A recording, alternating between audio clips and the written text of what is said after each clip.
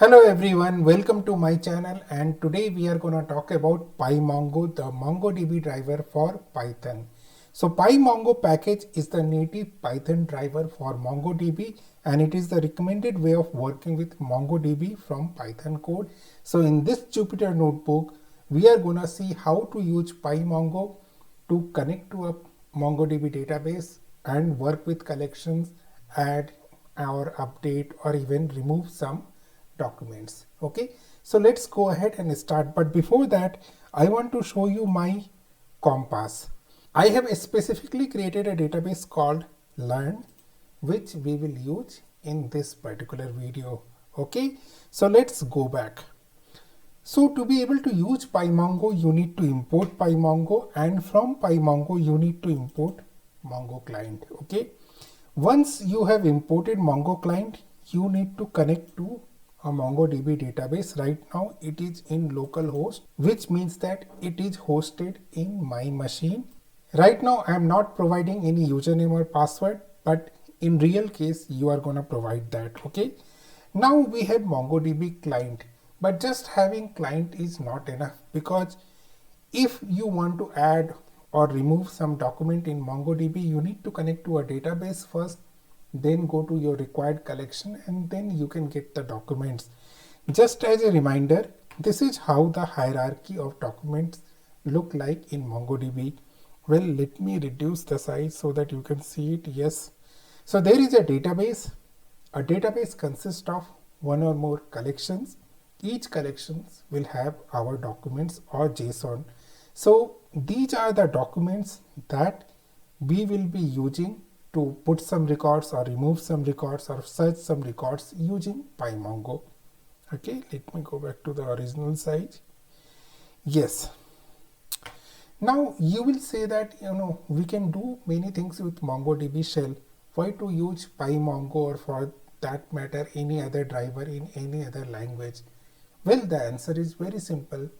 You cannot use MongoDB shell all the time to connect to a database or do some operations on it. If you want to write a code and your code does some operations on MongoDB database, you have no choice but to use a driver for that particular language. For example, PyMongo for Python, for JavaScript the drivers will be there, for Java the driver is there. You have to use respective drivers so that you can seamlessly connect to the MongoDB.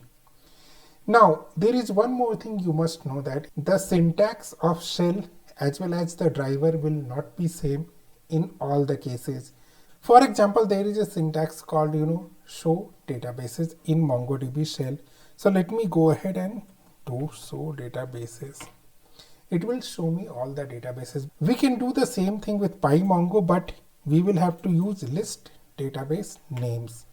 Both does the same thing, but it might not be different in case of JavaScript driver, because the naming convention and everything in MongoDB shell is JavaScript. But if you are using PyMongo uses Python naming convention. So you will have some difference which is aligned to the language for which the driver is written. So that's the reason you will not have exact same syntax, but it's very simple, and most of the time it's intuitive to know that what this means. Like list database names mean it will list all the databases. Now, as we have seen in our diagram earlier, just having the list of database is not sufficient. We need to connect to a database. So how will we connect to a database? We can connect to a database just by calling dot notation, and I will say client.learn, which means I am now in learn database. The same thing can be done in shell as this. Okay, so now I am in database learn. I can print all the collections. So let me go ahead and print the collections in the shell first. There are two collections. Okay, I can do the same thing with PyMongo as list collection names. Now it also show you two collection in a list. Now once we have the collection, it's easy for us to look into the documents. Now let me first count the documents. So we can count the document like this. The collection name dot count documents. This is the Python function. But if you want to do the same thing in shell, this is the um, syntax. Both will display same result. Okay. Now let's find and print documents. So if you want to find all the documents like this, let's find it over here in the shell. We know we have 7 documents and 7 documents will be printed. But when we call this Python function, it returns a cursor. We need to go through this cursor one by one to get all the documents one by one. This is very similar to all other database drivers out there, whether it is for SQL or other NoSQL databases. When you query for a set of records, you get a cursor and you need to iterate to get through all the records. The same thing is happening over here. Now, the find gives you all the records that are there in that particular collection. But if you want to find only one, you need to call the function find one. Again, it's the naming convention find underscore one, Python naming convention, and find one in here. So if I use this in shell, I'll get one record. And if I do this over here, I'll get one record. In this case, I will not get a cursor back. I do not need to iterate now because I looked for only one record and I got that record. Now, when you are using PyMongo driver, you can use the collection either using list or array notation or something similar to what we use in shell like dot notation. Here we have used db.test call .find1. We can in fact use db. Inside the list notation, we can pass the collection name and we can run the query. We got the same result. Similarly, in find also we will get the same result. So the choice is yours, what notation you want to use. I don't think there is any difference in both of them. Okay. Now let's talk about inserting data into the collection. We can insert data by either inserting one record or multiple records. Let's see both of them. Now, before inserting a record, you need to create a collection, right? So when you are in shell, you create the collection by calling this. In here again, the Python naming convention, you will create a collection by calling the function create collection pymongo. Now if I go ahead and open the Compass and refresh it, you can see that pymongo collection is there which has no documents, right? And this is the way you create a collection. Now we have created an empty collection. We can even create a collection by trying to create a collection and insert a record simultaneously. So similarly in here I have said pymongo2. You can see that there is no pymongo2 collection over here. I am saying insert one, name pymongo tutorial. If I press enter, you can see that a learn pymongo2 is created with one document. Okay. So let's talk about how to insert many records.